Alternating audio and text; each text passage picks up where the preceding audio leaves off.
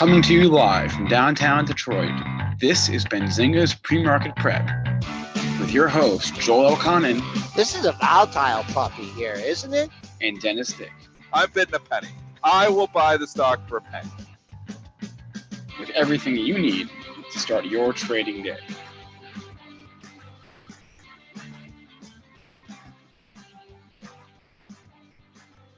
Good morning, everybody. Welcome to this Wednesday edition of Benzinga's PreMarket Prep. Spencer Israel, Joel Elconin, Dennis Dick. I'm not really sure what the top story today. I thought it was going to be earnings, and then we saw that Occidental had increased their offer for APC, and then we saw a report that Warren Buffett is going after PCG. Not sure of the legitimacy of it, but it did move the stock. So regardless, we got a lot to talk about on our show today. Let's just jump right in. Joel, what's the word here overnight? Let's see here. S&Ps are exactly flat on the session, 29.38. That's our high close of the move. The high from yesterday, 39.75. The high in the overnight pre-market session, 39.75 as well. There's your bogey. I guess the all-time high bases the front month contract, not up to 29.56.50. So that's my next target. We'll see if we can get up there. Crude in the red by a dime here at 66.20. Kind of a tight range. Broke over 66 yesterday. Still trying to maintain that level. Gold getting a little bit of a bounce up, $1.60 at 1274.80. Silver still under $15 and lagging, up 3.5 cents at 1483. Bitcoin peeling back a little bit, but still over 5,000, down $152.50. And I think what I'm going to have to start with here is that PCG rumor, because it is already, it's done. It's already done. It's already done. What a joke. What a joke. That's all I have to say is what a joke.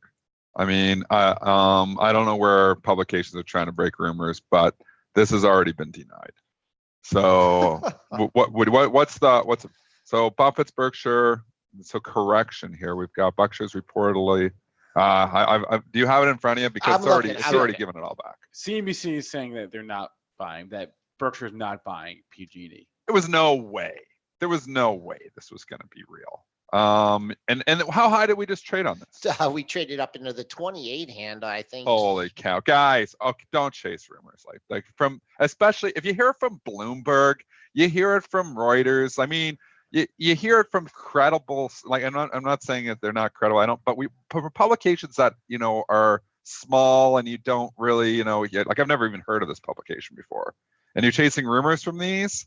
You're asking for trouble because you don't know who's behind it. Like, are they just publishing a tip? Did somebody hear something? Is there something really behind it? I mean, when you get them from the big guns, it's one thing. But when you get these rumors, CNBC breaks a rumor, it's one thing. But when you're getting them from these little publications and you're chasing them, it's a quick way to lose money. This just went to $28 on this. It's already back at 22. So we basically 10 minutes. This original stuff broke about 15 minutes ago. Stock goes from 22 up to 28. And it's already back to 22.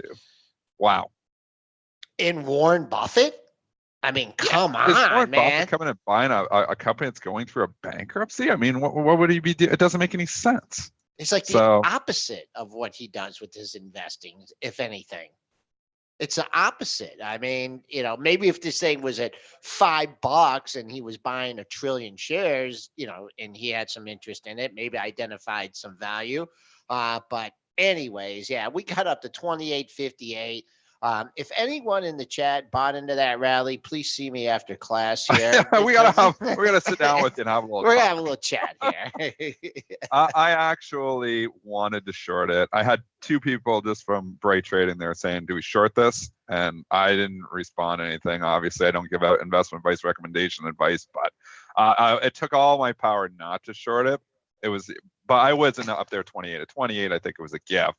It was already back by the time, you saw the rumor. It went up 28 quickly on the headlines, news algos, and it was back at 26, 25. And then you're looking, it's like, okay, well, it's 25. It just came down 3 points. I mean, if there is something to it, obviously it'd be an issue, but it was a gift. So obviously the right call was to short that rally, already back down here, almost to scratch at 22.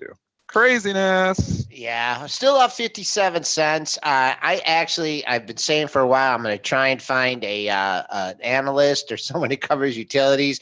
Brent keeps on telling me there's not that many out there, so I like to still dig into the facts behind that. But anyways, it's up 62 cents here, 22.15, and actually another good thing that you mentioned, Dennis. You asked about. You said you followed them on Twitter.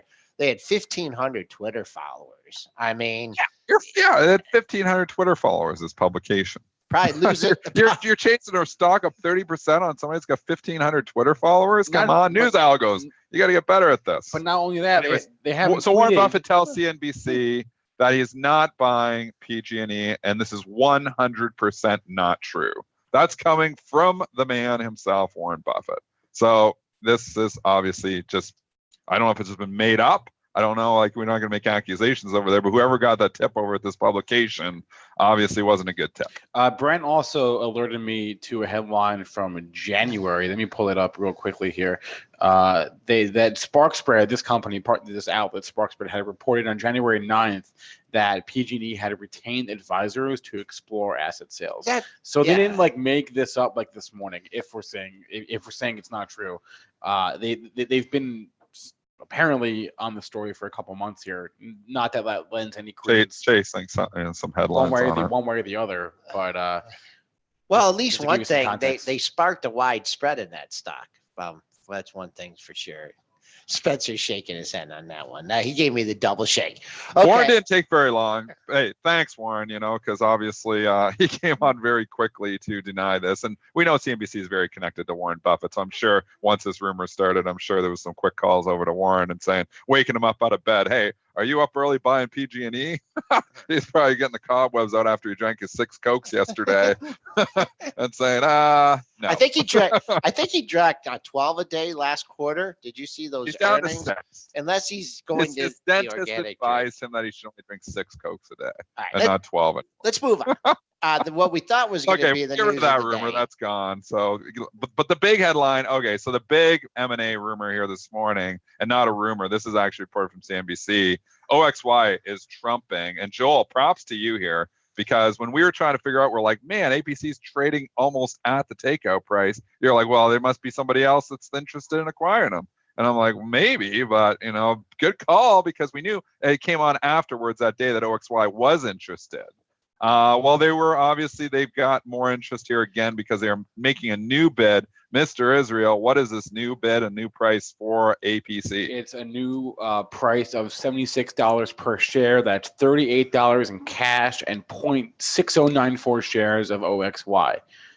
So that's your ratio for this morning. $76 total is the value. And the stock obviously trading up here significantly in the pre-market because they're getting a better bid. If you're wondering why it's not trading up to 76, well, it's a cash stock deal, and OXY is getting the beats. It's down now $5 on this. So when you start doing the new math and you're doing a cash deal, do we have what the ratio is of the offer? 0.6094. Okay, so let's go to our trusty calculator here, and I'll just bring it up. So calculator, bring it up here on my computer. And give me the ratio again. I'm going to write it down this time. What is it? 0.6094. 6094 shares plus how much cash? $38. $38 plus 6.6094. So you go 0.6094 times the current price of OXY, which is $57.19, equals $34.85 plus another $38. Gives you $72.85. So an APC currently trading at 71. So about $1.85 down from where the current takeout price based on OXY now. Now the wild card, which Joel was alluding to possibly, could Chevron trump OXY right back?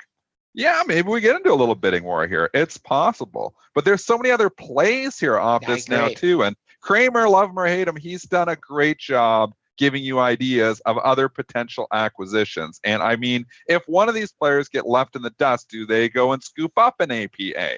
Do they go and scoop up a potential CXO? Do they go and scoop up a potential PXD? I mean, it's possible. So all those stocks are going to trade up in sympathy here. At least this morning they were trading up. If we look at APA, is trading up in the pre-market about 2.6%. If we look at CXO, it hasn't traded, but I can tell you it is bid up as an odd lot there at 124.50. Nobody's hitting it 2 points up. So that's telling you it probably wants to go higher. And PXD is also trading up 2 points here. So, and you think about the other stocks, smaller stocks, it could be some consolidation. So you start looking at some of the smaller players, maybe some of them come into play. And they took it up to 75 on that. So someone really wasn't figuring. That's news, Alco. Yeah. And that's what it is. And they see, 76 bucks. Bye. There's some people who have written some really bad news algos. And it's probably, anybody can write a news algo. You can write something in a VBA spreadsheet. So, I mean, it's not always sophisticated, but people get this in their head that all algorithmic traders are very sophisticated. And I'll tell you, they're giving you tools to people who are just starting. Algorithmic trading is, very dangerous. So one thing I'm always concerned is when you start giving, people who obviously aren't even programmers, the capability to use automation, it's scary. I'll tell you, some of these news algos that are running are just, it's probably just a simple formula as if you see a news headline, takeout price equals 76, buy it up to 76. Well, it's immediately wrong. Because if you buy it all the way up to 76 and it's a stock deal, the acquirer is going down. We already knew OXY was down just on rumors they were going to buy them. Now we actually get that they are going to, try to put a bid in there. So of course it was going to go down. So of course it wasn't going to go all the way to the 76 price. So, a lot of times these news, the news algo just gets too excited and it's good fade. So whoever sold at 75 and a half this morning, congratulations. You're all over it. Good job. What kind of spreadsheet did you say there? No, I'm saying you can use you can program in VBA if you want. I'm giving you, there's obviously lots of different languages you can program. I've got some stuff that runs in C#. I've got stuff that runs in VBA, but I mean, Excel, VBA is your Excel. So it's pretty basic coding. So anybody who's taken, a programming course can probably write together, a simple formula for, reading off and feeding it into stuff. I know Bright Trading, probably got like 50 guys using algorithmic trading, and some of our guys are pretty good. But I mean, it's not that difficult, is what I'm saying, to just, start writing. Extracting and reading the news is a little more difficult, so you got to feed in obviously the right thing. But we know there's just a lot of traders that do it. We even see it off Benzinga. Don't we, Spencer? You see some headlines that come, Benzinga breaks something, and you see automatic in 0 seconds of things trading up. It's happened occasionally. Yes, it has happened. So it's all about what you pull in, like where you pull from, what information, what your inputs are. But we have seen, and it's so fast you can't do anything, because by the time you've realized what it's happened, like you don't have time. It's instantaneous. Like you can't, there's nothing you can do. So yes, it's all, you do see this sort of thing happen. It happens with headlines on Twitter, happens with headlines on Benzinga. There's really not much you can do. Dennis is right. Just don't write a crappy algo. I use Fortran. I use Fortran for my 4chan. What 4chan? The language. That's what I write my programs. Okay, good. Okay, Joel, that's good. And here we go again. So I need a computer programmer to just write Skype. You just missed we apologize if it's going to continue to drop the call today. We are working on Google Hangouts. Right. We are going to switch Skype. You're going to lose our business because your product stinks. Well, so all you missed was a bad joke from Joel. But do you guys want to know about another M&A thing happening this morning? Yeah.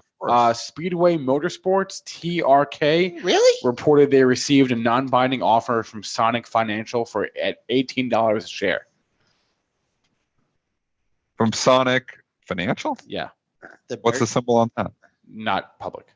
Oh, okay. I went automatically to Sonic Automotive. Oh, no. Speedway. So SAH. And so that's not. So, okay. So we're looking at TRK. TRK. Oof. Yeah, I always called it Turk. Speedway Motors up 21%. And this rumor is hopefully not from the last source. Who's this rumor from? No, this is from the company. They said, this is from the company. Okay, so this is good. How much? How much they paying? $18 in cash. $17 is trading at right now. So Risker was putting $1 discount on that one. A little more obviously substantive, should we say, than the last rumor. So this isn't a rumor. This is this is a done deal. They're buying them? No. Or it's an offer? No. They received an offer, not a done deal. Received an offer. Okay. Not a done deal. Okay, break it down here, Mr. Elconin. Oh, I'm trying to find out Penske Auto Group symbol here. If there's merger, I mean, $17. That's what it's rumored at 18. I mean, this thing is a very thin stock here. So if you want to get in it and play it for like $1, go ahead. But real thin one, and it hasn't traded much. What's the symbol? TRK here. Just odd lots trading here, up $3 on very little volume. So I don't know if anybody's coming in to trump this bid here on Trek or Speedway Motorsports. Maybe stock that's been in the gutter too. So maybe a PAG or maybe Berkshire will step in and take this one. Let's start any rumors here. Berkshire Hathaway. All right. Benzinga PreMarket Prep just said they're going to trump it. Okay. All right. No rumors here. Let's go to the earnings. No rumors here. We come with good stuff here, folks. We try to come with the real stuff. We have not touched on an earnings play here yet. There was 114 companies reporting here today. Some are obviously tonight, like Tesla and Facebook. But there was a lot of big ones last night, and there is a lot of big ones here this morning. Where do you want to start? Because we could spend the whole show on earnings here. Let's start with the biggest loser of the morning on my scanner, and that is iRobot. They reported yesterday after the bell Q1 EPS of 90. Let me pull the chart up here. 96 cents versus a 59-cent estimate. Sales of $237 versus $251 million. So a mixed report, an EPS beat and a sales miss in the first quarter. They reaffirmed their sales guidance and they raised their fiscal year EPS guidance. So I really couldn't tell you why this one is down the way it is. Anyone? Well, tough chart. I mean, well, it's been running straight up, so expectations may be too high going into the print. We're talking about a stock that is up 60% this year. We started the year down at 80, and I'm doing the quick math in my head. I don't have it in front of me, but I think I'm pretty close on that math. 80 to $130.57 as of yesterday. So expectations were definitely going to be high for this, and they didn't hit those expectations. So you're trading down here $19. This is a big fall. Now, where do you come in, Joel? I mean, now you're through. If we don't get back up and get above that 114, it was the run we went from I don't know if that would have been what the news was back in February, but the stock went from 90 to 110 in like 4 trading sessions. So it's kind of I don't think it's going to go right back down through there easily, but there's not much in there to lean on. No, and the only thing I can say for this one, and I'll give this the level for today and maybe the next couple days here, is 110. And your pre-market low was 109.71. Now you've got a little bounce off that. You've been as high as 113, but there's someone buying in here. There's no doubt. I mean, maybe their target is, 110 to 112. They have a huge short position on, and they're just going to stay there, or they have the options, the puts anywhere from 130 down to 112, and they're just bringing it in. Like, they don't care where the stock goes in the next 3 days. They're just trying to bring in the stock here between 110 and 112. If you lose this pre-market low, I don't see a daily low until 106.52. So it just is, what's the appetite here for this buyer at 110? I wouldn't be leaning on it, for long or anything, but it's there, and that's where the volume is. So that's what I'm going to keep an eye on, not only today, for next couple days, where it could go on the upside. I'll just say, since you've had that 109.31 low, 113 even has capped the rebound. But let's see if dust will settle here. But 110, that's my area of interest. Let's go to a trend that I noticed happening last night. I'm not sure if it's going to start here again or not. I don't think it's going to apply to iRobot, but on some of the big guns, the fade trade was on these earnings. We saw Snap get a significant rally and give most of it back. We saw Texas Instruments get a very significant rally last night on their earnings and give it all back and go red. We saw, going the opposite way, Burlington Stores, BURL, sell off significantly, over $10. And get it all back and is now up 4. The fade trade on the earnings coming back in here. Give us break down a few of these numbers. Let's go Texas Instruments first, because that was affecting the entire semiconductor sector. last night, and this thing was up $6 on its earnings and is now trading down $1. This is a big move for TXN. Right. So the report came out, EPS $1.26 versus $1.13. That's a beat. Sales 3.59 versus 3.5 billion. So they beat on both the Q1 numbers, and their Q2 EPS guidance was in line. Their Q2 sales guidance was in line. But on the conference call, the CFO said that the cyclical downturn in the sector is still in its early stages. So that's probably when it started to leak. When it's really started to get hit. I mean, it was trading up. Joel, how high did it get? Man. I saw 122. You did. You see 122.68. The only thing I would have up there would be the all-time high at 120.75. So if you made a stand there, you're pretty happy. It got through it, but came down quickly. And I like to focus on the pre-market low, too. The pre-market low comes in at 113.26. Your two-day low is 113.65. I see 3-4 other lows in the lower 113 handles. So kind of like when I was looking at, I think it was Procter and Gamble yesterday off the report, there was that 104 level, which had a lot of support. That's the way I feel here about the 113 area. They take it through that, then I think the floodgates open to at least 111.46, but starting to firm up a little bit at the highs since you made that low at 115.40.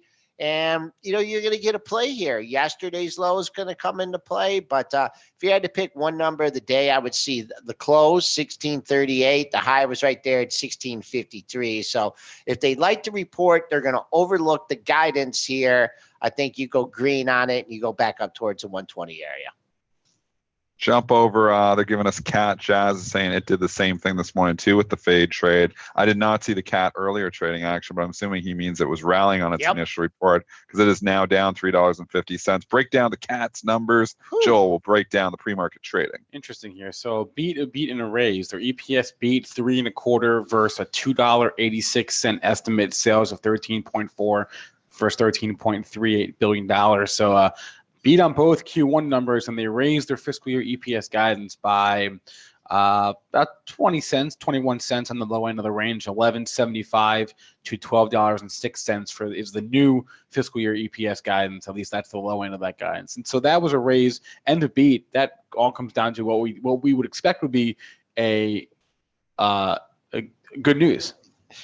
Nice pop through the high of the move, 144.79. You got a bump through that at 45.79, and I'm not sure why it reversed course very hard. 137 is a print that you just had in the pre-market trading, and that there, boy, you're getting a lot of numbers just lining up. 136.98 was your April 11th low, so I'll say, hey, you hold 137 here. Get a chance maybe to get back into yesterday's range. If you get anywhere near 140, 150, that's a double bottom from the last two sessions. So we'll use that as resistance, but let's see if 137 can hold. If not, things open up to 136. And then, boom, under 136, 133.62. But already looks like it's on the rebound. Yeah, it is a little bit, and obviously there's still a lot of, the conference call I'm sure is going on if it hasn't gone on already. So there's always stuff that's being said here. They did cite China market share. They said they might lose a little bit of that. That was what the CFO said. So I'm not sure if that's a catalyst here for why we reversed from obviously being up here. But I mean, it's just a trend, and sometimes these things get, sometimes other moves in other stocks can affect everybody's sentiment towards these earnings. And when we started seeing it last night, them fading, fading everything really last night. Like we said, Burlington, if we go back to that one, this stock was fading the other direction. I mean, this stock was down significantly. Like, where was BUL last night? That was while Spencer gives you the numbers. Yeah, that's a little different one. Give us the numbers and I'll tell you. I'm sorry, who was this real fast? Burlington Stores. This thing got killed last night. It did. And it's up $4 now. Yeah, this was yesterday after the bell. Q1 adjusted EPS. Oh wait, they didn't. They just gave guidance. That's what it was. Is that what it was? Yeah. They narrowed their EPS guidance. So the original range was $1.21 to $1.31, and this is for the Q1. And now it's $1.21 to $1.25. So they just cut the high end of their guidance estimate, and they cut their comp guidance from 0 to 2% to 0 to 0.5%. So they lowered the upper end of their ranges of the estimates for both their comps and their Q1 guidance. So they lower. This is craziness. So they lower so basically they give weaker guidance here for the upper end of their EPS view. Stock gets the beats and goes all the way down. Where do we get to, Joel? On that initial spike, you got down to 143.53. This incredible. These are incredible moves, guys. $143 has got down to after hours. It's 166 now. You just rallied 23 points here on weaker guidance. This market is so disconnected in a lot of cases from fundamentals. It's incredible. It's just all about sentiment. It's all about stories. It's all about going one direction. I cannot fathom trying to be an analyst, sitting here crunching numbers, coming up, and maybe hitting it and maybe actually doing a good job crunching the numbers, and then watching your stock go in the exact opposite direction to what you predict because whatever's happening is just happening right now. It is disconnected. I don't know what it is, but this stock market, there's so many individual stories that are completely disconnected from fundamentals. Completely disconnected. Yeah, it's and Spinner says there's also a CEO change. And maybe they like that, and I do see that. There's a new external CEO announced, I guess. Yep, So I don't know if they announced it actually, or they said they did. Oh, Michael O'Sullivan. Yes, I missed that they announced a new. So maybe that's the good news. The media will find a reason. I'll tell you right now, all your media will always find a fundamental reason to justify a move that sometimes probably is just weird. A lot of this weird stuff happens. Markets, and sometimes it's just big players pushing stocks around. You get a big player and they can push stocks around. We know that, Joel. Yep. You get a big player and it's a small stock and it's looking for direction. Well, if you have somebody that's got a huge amount of shares and they're like, I'll give it direction, I'm going to start bidding this thing, because you think about it, if you got a $20 million position and you can bid it up using, $500,000 worth of money, I mean, why? Well, that's what they do. So if they're looking for direction, they're just bidding. They're just, saying their opinion. There's not really anything, illegal about that. They're just, looking. There's no bids. Well, I'll give it some bids and I'll buy some more. And then you start getting bids, and then that starts getting more bids. And we know once you got one or two people bidding, then more people come in, and the algos are just looking for something to lean on. So you start bidding for stuff, they'll give you something to lean on. So a lot of these stocks just get pushed around. And, maybe something's going down. They're like, I'm not going to let this go down. They're going to come in and start buying it. And the stuff's so illiquid after hours, it just starts going the other way. And media will come out and find whatever reason they can to justify the move with a fundamental reason, because they don't want to hear that other story. But a lot of times it's just stocks getting pushed around. And then until they find like a seller, someone is willing to make. And they can't get through it. Yeah. And that's why we say we look in the book, where the size is, because somebody might be pushing the stock around, and then they run into they're going to take out 100 million to get through this spot. Well, we don't have 100 million. We're not going through that. I mean, it's not, always rocket science on why some of this stuff happens, but it just lets you know when you're chasing moves. And there's so many people that chase moves, like that PCG this morning. Somebody chasing rumors and buying that up at 27.28. You just lost 20%, like in a matter of a minute. I mean, it's difficult to chase stocks, and that's kind of my point here too. Is I've lost a lot of money over the years chasing moves and chasing stocks, and majority of my trades are still contrarian. I like the trend. I like to buy contrarian moves in a prevailing trend. So if the prevailing trend over the last 6 months has been up, and then we get a down move, I'll kind of be the contrarian and come in and say, maybe I'll buy some here, because eventually that prevailing trend might overrule it. And that's the way I kind of approach my trading. And it seems to make money for me because I've been profitable every month for 20 years. But I mean, there's definitely a lot to it. And if you're just going here and chasing this and chasing that and trying to figure it all out, it's difficult. It's difficult. These things make some weird moves sometimes. And today is the day of the fade trade. Spinner saying Boeing did it too here this morning. Yeah, Boeing came out. I guess maybe this was expected a little bit here. The adjusted EPS missed $3.16 versus $3.64. Their sales missed 22.9 versus $24 billion. They also said, that guidance that we gave earlier this year, just throw that out the window, because obviously with the conditions. So they're going to issue new guidance at a later date. We don't know when, but no guidance to go off of, and an earnings miss. And yet, here we go. What? So how low did we get on Boeing? Okay, you want to do the report first, and I'll take a look at the technicals? I just did. Oh, I'm sorry. Boom, boom. We got under 370. Got under 370, 368.26. And then the next time we came down to that area, 369.90. So not quite at the bottom of the trading range that we had talked about, but pretty darn close. And now you're popping back up. You just made a high, 381.99. So you're up $5 on the session. I don't know. This thing is kind of like we've talked about 360 to 400 is like the major areas. And here you're hanging out like smack dab in the middle at 380. Whew, I don't know. I guess I would use my 3-day high at 382.17 as a bogey. And then on the downside, oh boy, I guess you use the close as support after this kind of bounce. You don't want to see it go red, but this doesn't encompass any of the problems, right? From the I would think not. No. Yeah. So trade the range. So obviously the next report range could be different with what they've done there. But I mean, the stock got down to what you say, 369, and now it's 380. Yep. Wild moves. Great points being made in our chat here. And, we're talking about the fades, and Jimmy A saying hard to fade these moves because they're so violent. And it's really true. I mean, I'm not coming in here and just picking points here either. I mean, on the PCG, I wanted to fade that move. I wanted to sell it when I saw the 25 bid. It was 28, wasn't up there long. And by the time, I wasn't even paying attention to it. And then somebody hit me up at Bright and said, hey, what the hell is this PCG stuff? Then I brought it up, and it was already like 25 or 26. But, I was like, this got to be fake, So I would love to sell 25 or 26, but it's violent. I mean, you're right. These moves are violent. And that BURL, just imagine you were trying to say, okay, well, this is overdone, and I'm going to buy this at 150. It goes down to 143. Where's your pain threshold? That's heat. How much heat can you take? And in seconds. So, and they're thin and they're liquid. And we do see in some cases the moves do continue. So, I mean, think about if you were trying to fade Twitter yesterday. Oh. And not that I'm still long Twitter. But I mean, if you were trying to fade it at, saying, okay, well, the expected move is 37, it's probably going to stall out here. Well, you short that thing at 37. The thing is 38, 10 minutes after the open, 39, another 5 minutes after that.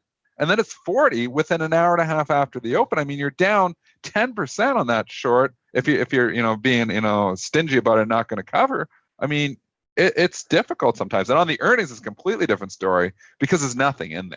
So you might not even be able to get out if you're on the wrong side of the trade. There just might be no bids. On some of these smaller stocks, there could literally be no bids. That happens after hours. Zero bid. You see that probably on 90% of your stocks that are trading out there after hours, there's no bids. So there's no offers and no bids. There's no market. So you can try to offer something to maybe get out. But I mean, for the most part, it's difficult on some of the thinner ones. You get stuff like AMD and Bank of America. They've always got a fairly tight market. But there's a lot of stocks that don't have any market at all after hours. And if you're trading these things on earnings and you get caught on the wrong side of it, good luck. You might run into a situation where, so you cut the loss. Well, there's no bid to cut the loss with. And and the other thing too, regardless of what we talk about on the show, and regardless of like your bias towards the stock, I think one thing we really try and emphasize is the opening print.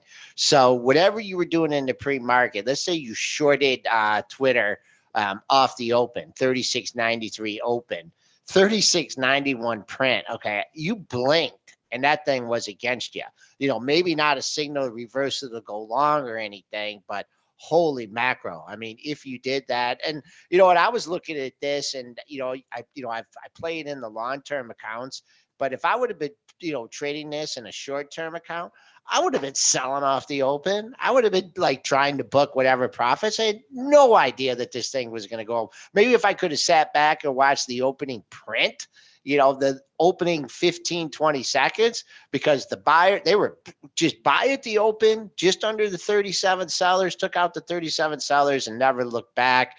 40.54 was the high. I don't know. I might even have to take this stock off my radar now because I have no idea where to buy it, because it seems like you're never going to get a gap fill in this one. But the other interesting thing, I'm sticking with it. I look at this thing too. For sure. I'm long. This is a swing trade. I put this on for a swing trade. I sold half when it got up, and I was just kind of, I went through the analysis there yesterday, and I was like, you know what? I'm gonna take it through the report, because I said even if it dips, I was like, the stock has kind of been sleepy. I think even if it dips, it's going to find buyers, and it did dip on the initial report, which obviously, for about a minute there, I was regretting not selling it, but then it came right back, and now it's taken off. So I'm looking. Yeah. Sometimes you can have a swing trade turn into a long-term investment. You did. That's the best thing to do, and that's what I'm kind of doing here now. Is I'm almost feeling like, okay, I'm kind of feeling a little more comfortable. I'm in this thing at $30 now. I started I bought the original reason I bought this stock was when everything that was dipping on earnings back in February was getting bought, and I was like, this is down $4 on the earnings. I think they're eventually going to buy back. It took a long time, but eventually they did, and they bought it back before the next earnings report. So I could have been safely out of the whole position, and it did what I was supposed to do. But I just felt, that there was something maybe more here, that this could actually turn. And sometimes, if a trade can turn into a long-term investment in the good way, I have no problem with that at all. I always say don't let a trade turn into a long-term investment, because most of the people do it when they start getting down in it and they don't want to take the loser. But if you've got something you're significantly up in and it just keeps going for it, and now all of a sudden you're up really good in it, I mean, I don't see the catalyst to bring Twitter down here like right away. So I don't really see a reason to sell. I don't think it's going to give it all back here. I mean, yeah, it was maybe a little bit too much too fast. Could it get down to 37, 38? But I don't see it going right back to 35.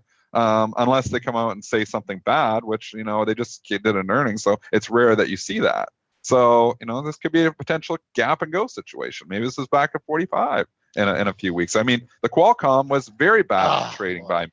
And I'm trying to learn from that, because, I sold it initially. I regretted it, rebought it, and then I sold it again. And here it is. I take 12 points, and you think you got a pretty good trade, or 14 points or whatever. And, you leave another 15 on the table 4 days later. Sometimes it pays to hold. All right. And if I remember correctly, didn't Twitter settle the first day of trading at $40 back on the IPO? Remember? It was 42 was the original where it opened the day after. It was the IPO price was, I believe. Oh no, wait, I'm thinking of Facebook. I can't remember. Yeah, I'm thinking of Facebook it closed too. At 41. It closed at 41.65. I don't know what the IPO price was. I'm sure it was lower. It got up to 70. And that was, I remember that the next month. But now they're making money. Now everybody, they get free advertising from everyone. I mean, you think about every single company. You look at a billboard and they give their Twitter. I mean, how much free advertising does this company get? And if they can ever figure out how to monetize in a little bit better way, which I think they are starting to figure it out, there's not any reason the stock can't eventually see those $60, $70 area again. So I'm sticking with it for now. I mean, it was hard. It was going down, down, down, and and the valuation is still a scary thing. It's still not that cheap of a stock from a valuation perspective. But right now, it's all about a story.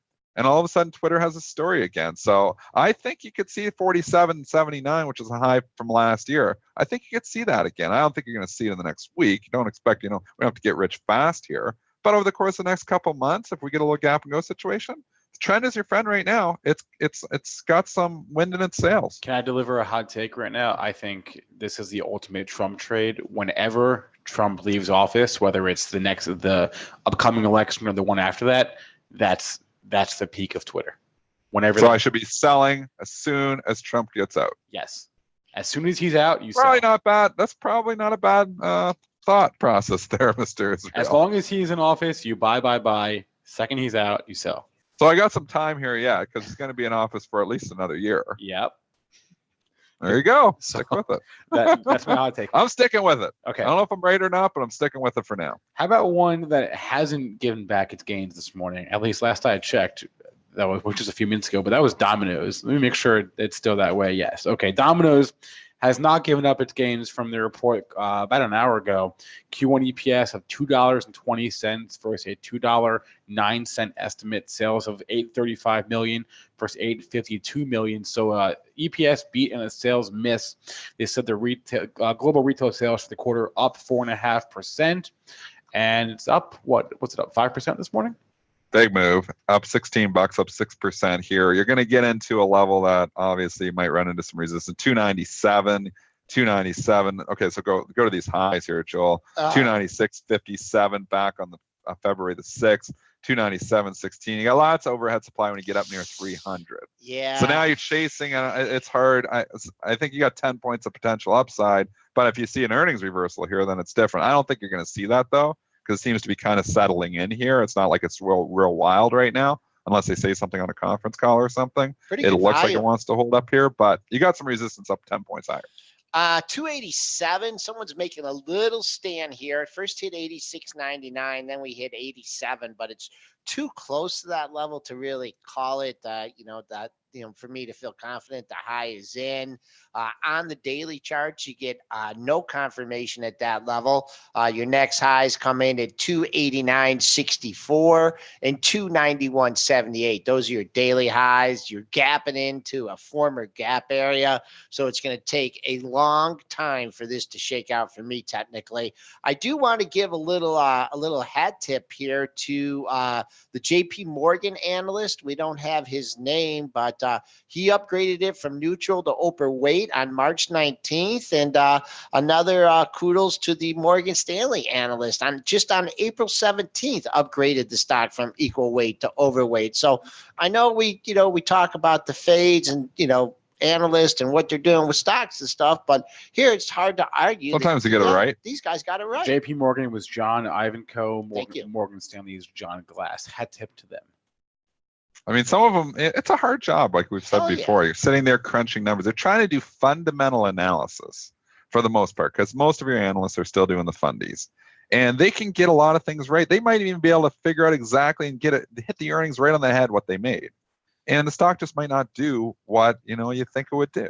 So it's still just supply and demand. I mean, and sometimes the supply and demand, and anybody who believes in the efficient market hypothesis, I think is being disproven every single day in this market, because so many funny things happen. I mean, was that efficient this morning when PCG goes and has a bogus rumor and goes up to $28 in seconds, back down 22? I don't think so. So I know there's still people who believe in the efficient market hypothesis out there, and I think that's disproven every day. I have to agree with you. We skipped over. We got a lot of different discussions, earnings, and we threw some analyst ratings in there. But we kind of skipped over imbalances. And let's go look. I haven't looked myself quiet morning yet, so. though, man. It's like the Bears they tried to break it overnight. We got down to 29.31.75 or 8 points handle. And we can't take out yesterday's high so far at 39.75. So I imagine those imbalances were not they were not real big in either direction. Not real big. A little bit more to the sell side. Maybe that explains why we're leaking a little bit here in the last few minutes on the S&Ps. I do see some of your banks here trading down. TLT is trading significantly higher here, so we know the banks move inversely usually with the TLT, and you can see that TLT up 59 cents, a pretty big move. So you got Bank of America 167,000 to sell. That's in the red. Citigroup only 13,000 to sell. Morgan Stanley 27,000 to sell. Wells Fargo 19,000. Pretty small, but some of them are starting to trade in the red, which is the direction you would expect with the TLT trading higher here. Looking just at individual stock standouts here from this morning, I do see AT&T with a sell and balance, 75,000 shares. That could grow. It's already trading down 79 cents. It had earnings, which we can get to here in a second, because it's a widely followed stock. I do see GE 107,000 to sell, which seems like every day. CVS, it's got 75,000 to buy. I'm not seeing a ton though. They're pretty small. I just wanted to ask you, and I asked you this on the pre-market show, and I don't know if you got an answer for me or not. What the hell is going on at Bank of America at 30.22, 30 and Let's a go quarter? check it out. This is crazy. And I'm also looking at the XLF here. That's bunching up. Not quite at its. There's some, like, these financials are just either going to just take off and lead us up to 3,000 here, or they're going to just roll over. But there is someone making a stand, or a group of people. Is there like 5 million to sell at 30 and a quarter? There is some stock there, so it's a good call at 30 and a quarter. It's not as big as you think.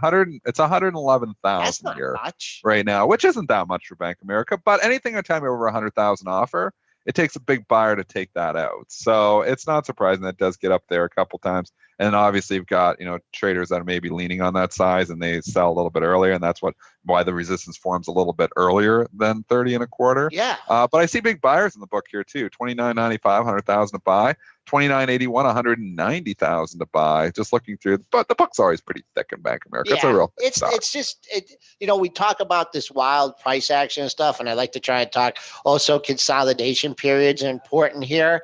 And it bounced back after the dovish Fed talk, or got hit filled the earnings gap from prior earnings, came back. So, I guess it's either a low risk short or just one hell of a buy if it gets through there. But we'll keep an eye on it. I think the financials are key.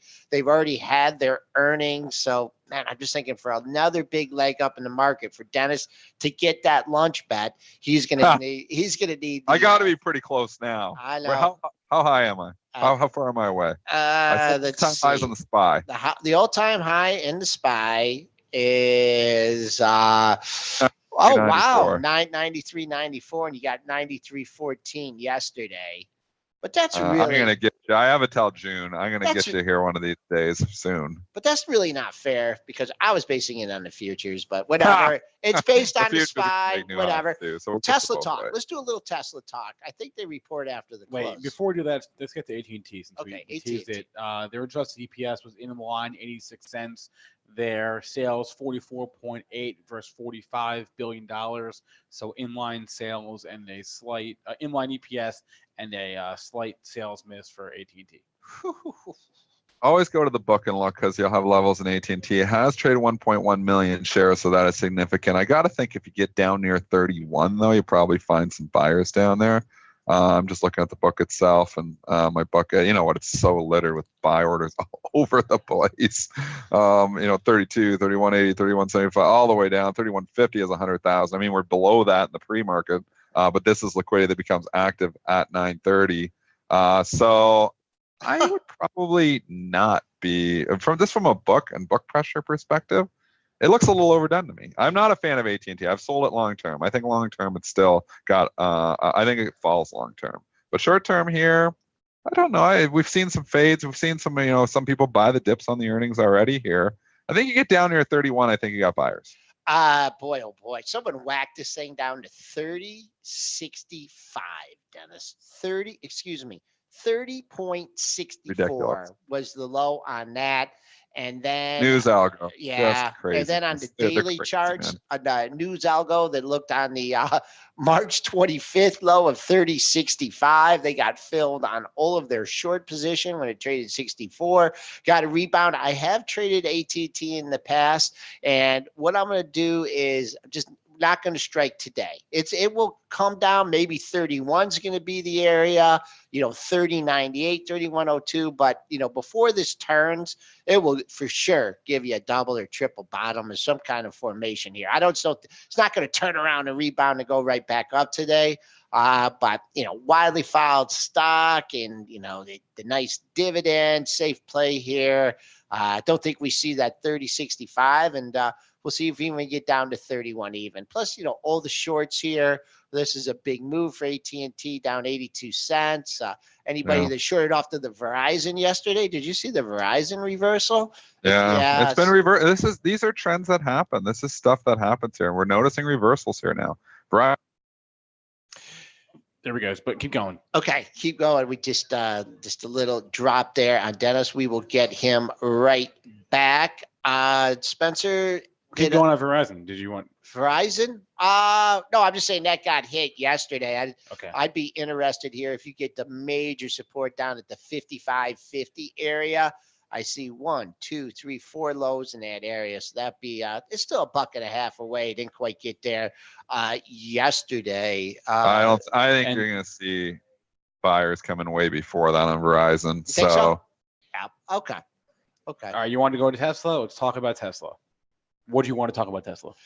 Earnings tonight. Yes. First of all, earnings are tonight. The expected move. Let's go get the expected move on Tesla. I'll just try to go grab it from the closing prices, the options yesterday. Break down the technicals, Joel. I'll just figure out the straddle. Technicals. I'm gonna have a little repeat button here that says that Tesla's in a trading range, and until the bottom, that trading range is taken out 245.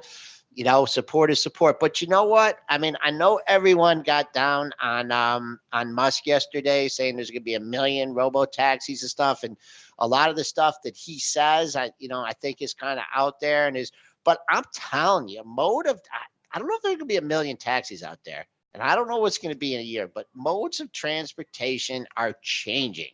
Whether it's going to be electronic, I don't know. I wish I knew who the big winner is going to be, but I don't see that out of the realm. I can't wait to get rid of my car. I just have a little robo car, just take me and go wherever I go. Don't have to worry about parking spots. I tell you, I wouldn't want to own parking garages.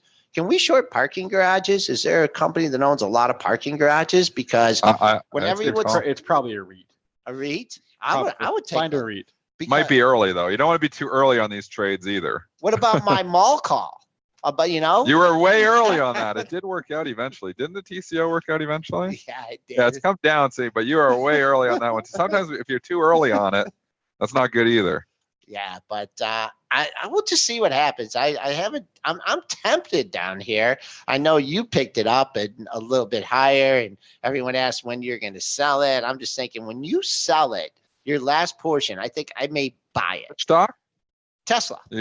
On Tesla now. Yeah. You're fading me on Tesla. You're just the fade trade on that. I actually made money on. I sold 2/3 of the position and I made 15 points on it. So I'm actually, if you just add all that up, I'm still profitable in the trade overall, even though it's been leaking because I sold 2/3 when I was up 15 points. But I bought at 280 and I sold 294, I think, actually 14 points, I guess. And now it's 263. I don't know. I get a little taster in there, so just for fun. It's crazy to me when I look at it. I actually have any of the stock in my portfolio. Just from valuation, I'm a value guy. It's the exact opposite stock that I would own. And the news headlines have been terrible. I mean, everything's been terrible on it, but it's still holding there. It's still holding in. Yeah. So I think eventually it's going to take out that support, probably shake me out, and then rally. All right, let's let Spencer take over here for the last 9 minutes because we're missing a lot of earnings reports, and then we also could take the earnings after the close and take a look at those stocks. All right, let's do. Did we do Snapchat? We did not do Snapchat. Let's talk about Snapchat. We talked about it briefly. It had a huge rally. Yeah. So the Q1 EPS yesterday after the bell, 10-cent loss, which beat the estimates by 2 cents. Sales of $320.4 versus $306.4 million. So they beat the EPS and sales estimate in the first quarter. Their Q1 daily active users up 2% on a quarter-over-quarter basis. Their Q2 sales guidance came in line with estimates. So nothing too amazing, but nothing bad in that report. And we talked about it. Traded up heavily into the 13 handle here last night, 1350, 1360, I think I even saw, and gave it all back. Went red briefly, and now it's just slightly in the green at up 26 cents. I mean, we had a pretty good moves in Twitter. This just doesn't. I think it's had its move. I think the easy money on the long side has been made in Snap. It's went from $5 beginning of the year up to 12. It's had a big move. I was in it for a while, and I traded out of it, but I think the easy money has been made on the long side. I have no opinion here. Dennis, how would you feel if I told you that as of the close yesterday, Snapchat was the best performing large cap stock in America this year? Because that's true. Did we lose that? Oh no! Oh no! All right, Joel, how would you feel? All right, Joel, how would you feel? And Dennis is back now. Dennis, how would you feel? Oh yeah, I did Skype drops. Okay. How would you? I lost our business. We're going to Google Hangouts tomorrow. Dennis was speechless. Wait, Dennis, how would you feel? And Joel, Snapchat as of the close yesterday, the best performing large cap stock in America this year. I believe it. I mean, the stock, you can see just in the chart. It's up $6 to 1,200%. It's up 100% this year. It's crazy because it's Snapchat. It's Snapchat. I know it's been completely out of favor, but it was the rally. It was the everything rally in January. They bought everything, and some stocks just continued, and some stocks, meandered and haven't been up much in the last month. But this is one that did continue. And it got some analyst love. It had a lot of analyst hate going on. So we had analysts upgrading it and chasing price to a certain extent.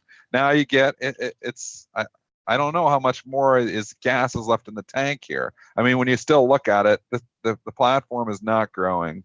Year over year, I saw in my headline, whether that's right or not, but I know they reported 4 million up for the quarter or whatever. But year over year, they were actually down 1 million users. I mean, that's not the sign of a growth stock. And it's a company that doesn't make money. So you're not growing the user base. You're not making money anymore. This all started as a squeeze probably in the beginning, and maybe we've squeezed the hell out of everyone now. I just think there's a better story in Twitter than Snap. Yeah, Snap. I don't know who took this up or why they took this up to 1370. I can't even find that on my monthlies. Your high in August of 2018 was 1337. I'll just use the recent high of the move, which we're not that far away from, 1263. You get through there, sure, go up and test 13. On the downside, if it goes red, then look out here. You're closed at 11.99. But this stock gave you a little tell in it, and I didn't act on it. But on the 24th, Morgan Stanley came out and they changed their rate. Well, they maintained their underweight, but they lowered their price target. And that was on April 24th. And I noticed the price action on that day. And I thought, no, that wasn't on the 24th. When was that? Snap.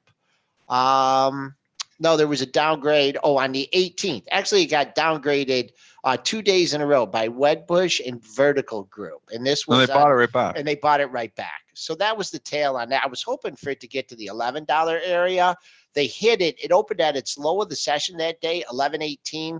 Still closed red at 11.67, but that was only by 12 cents. So there's a thing where a stock gets bad news but shows a good day. So that was the only thing why I was not leaning short there in the Snap.